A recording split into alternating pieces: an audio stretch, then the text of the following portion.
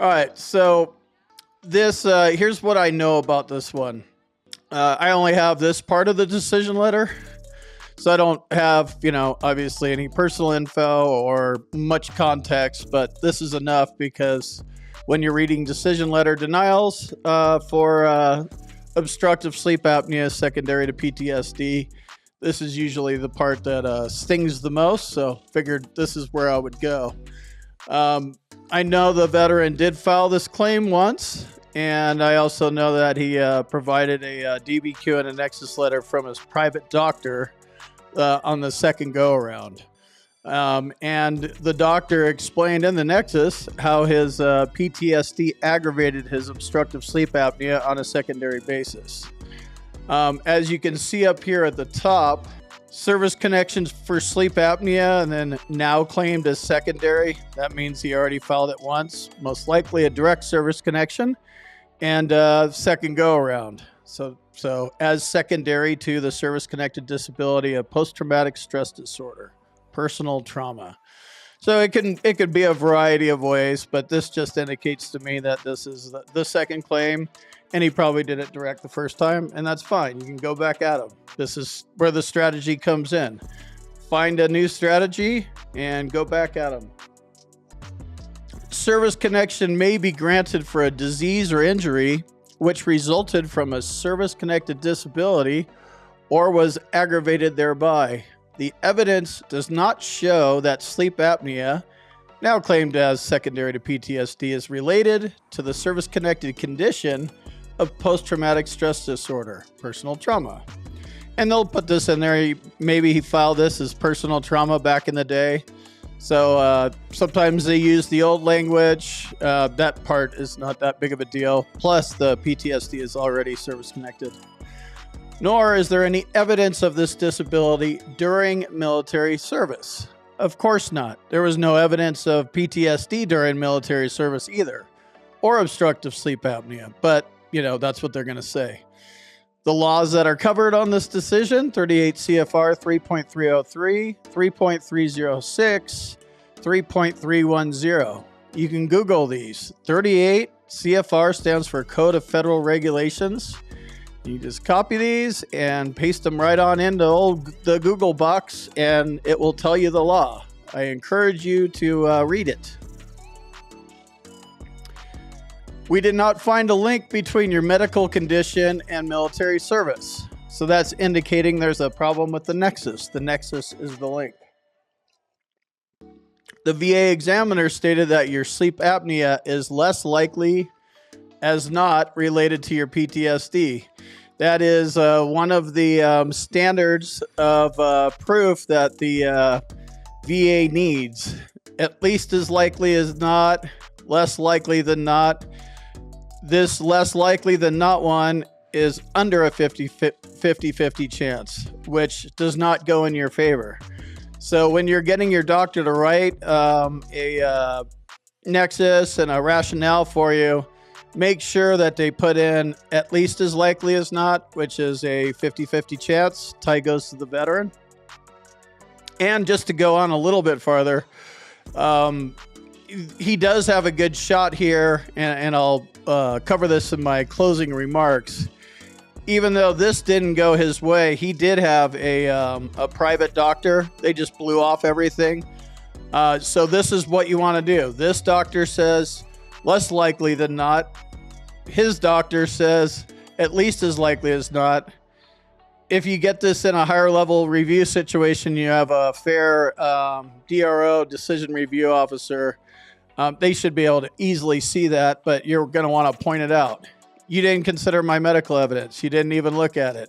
Like, camp out on that. That is the entire argument. The way I view this one right here. The rationale for this opinion is that two conditions are not medically related.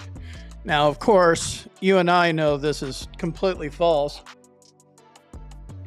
But, we don't want to put it past a VA C&P examiner, the enemy, to just start making shit up. The claim disorder is a separate entity entirely from the service-connected PTSD condition and unrelated to it. That's just funny. like your PTSD and your sleep apnea, yeah, that the sleep apnea is in a different body. In the brain and it's just not connected. I don't see it, even though it's in the same body. Like, I'm not a doctor. I know that everything is affected by everything pretty much in the body. The medical literature does not support a medical relationship. So now this C&P examiner went and pulled some medical literature. It's a good idea to have medical literature. Better if your doctor goes and finds it himself and then writes an opinion himself about the medical literature, because he's able to write those kinds of opinions. In my opinion, the obstructive sleep apnea was caused or made worse or aggravated because of his PTSD. And then here is a case study that I found from one of my peers, and my opinion is that this is also accurate. So basically, the C&P examiner went and found negative medical literature. So again, there's always two sides to this coin. With the VA, it's usually about a 5-sided coin. 4 of them are against you. So know that going in. So medical literature shows that there is an increased risk of those with PTSD to have sleep apnea, but not that PTSD can cause sleep apnea.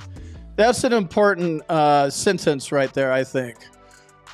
People often confuse increased risk with caused. Just because you have increased risk doesn't mean that it was caused. So that alone is not your argument in your higher level review, in my view. But go ask a doctor, because I'm not one of them. There is no mental condition which causes obstructive sleep apnea. That's just flat out false, right? But, no accountability until you go and check this and win it in a higher level review.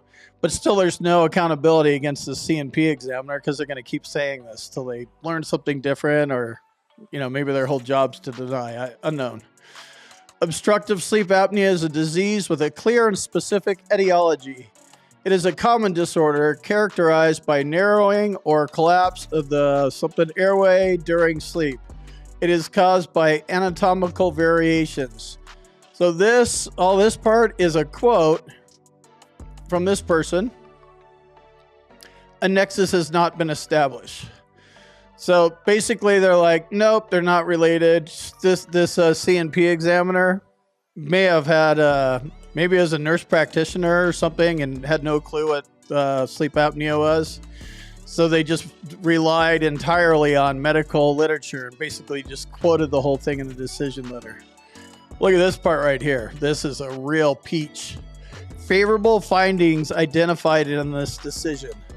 The claimed primary disability is service-connected.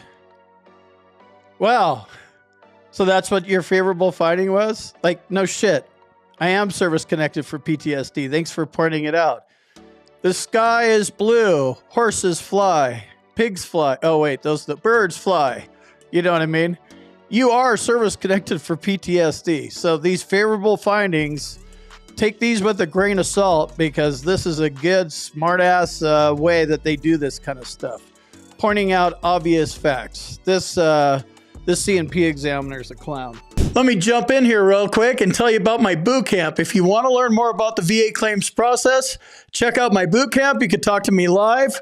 There's a link on the website and in the description, combatcraig.com. And also, if you need medical evidence like a nexus or documenting your symptoms properly, go to our website, combatcraig.com, and it says medteam/nexus letters. Click on that link, fill out the form. Boom, you're done.